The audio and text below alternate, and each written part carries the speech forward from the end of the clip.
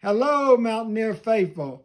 It's 2 months away. The old gold and blue spring game has just been announced. It's going to be in April 2025, and I look forward to being there to see the new version of the West Virginia University Mountaineers with the new coach, Rich Rodriguez, and his mosaic of talented coaches. Yes, I said talented coaches. That's what it's all about. But I do want to reference one comment that was posted on my YouTube account because I thought it was a good one. It was posted by Drum Wolf 62, and it stated that there are a lot of haters out there that's saying that West Virginia University is scraping the bottom of the barrel and bringing in recruits this year. I love that statement because I want to take it on. But Drum Wolf 62 responded very well in stating that West Virginia is in the business of developing players, and that's what Rich Rodriguez is all about. And you're right, Drum Wolf 62, because people just don't know what the West Virginia University program is all about. They forgot. And they forgot that you have a Power 4 coach that's been around.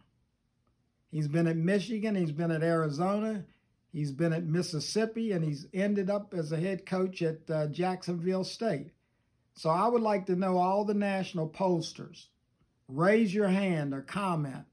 The ones that have picked West Virginia's portal class as being 12th or 13th or whatever it is in the Big 12 conference as compared to other teams.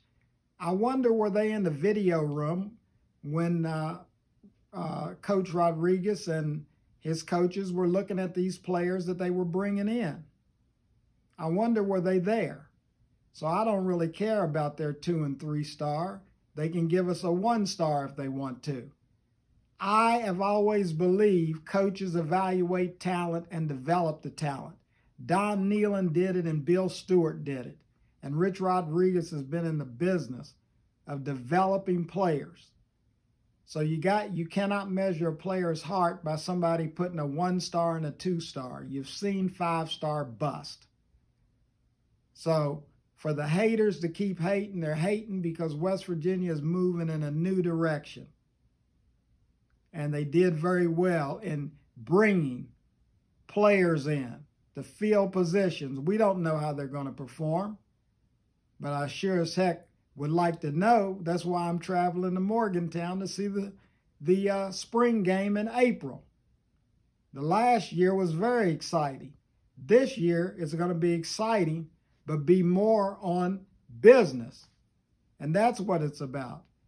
And also, the Big 12 released their schedule. There's going to be 4 more teams that West Virginia did not play that they're going to play this year. At home is going to be Colorado and Utah, and away is going to be Arizona State and BYU. Both teams are tough. We know about Arizona State. They played the University of Texas down to the wire. The University of Texas, supposedly a blue blood again, gets taken to the wire. So it's not all about the talent all the time. It's about the fight in the dog and whether you have heart that want to fight to win. Because the players really don't care who they're playing. They just want to dominate who they're playing. That's what it's all about in football. Do you have a hard edge? Are you physically and mentally ready to do what no other teams are going to do? That's the mantra for this year.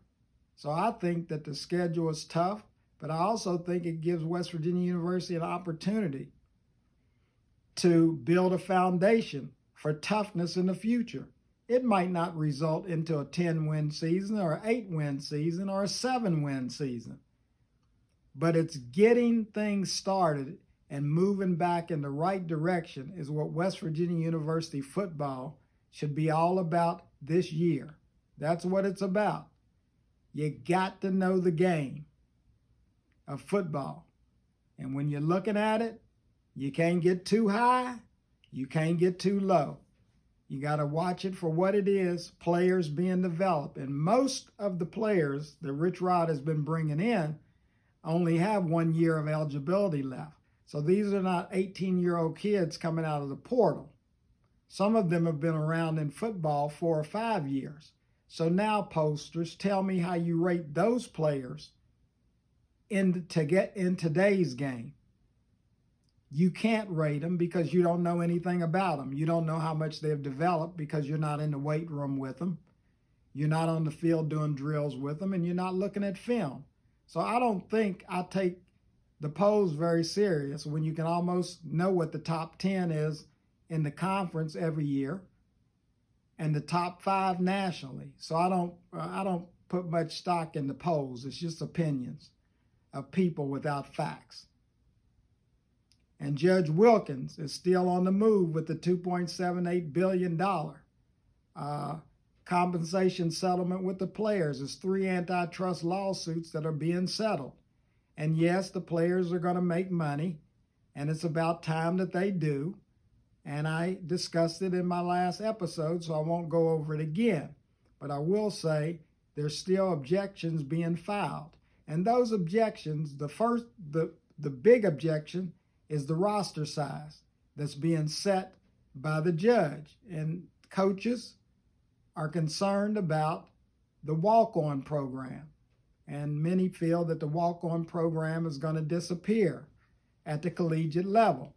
So Judge Wilkins will have that on her plate.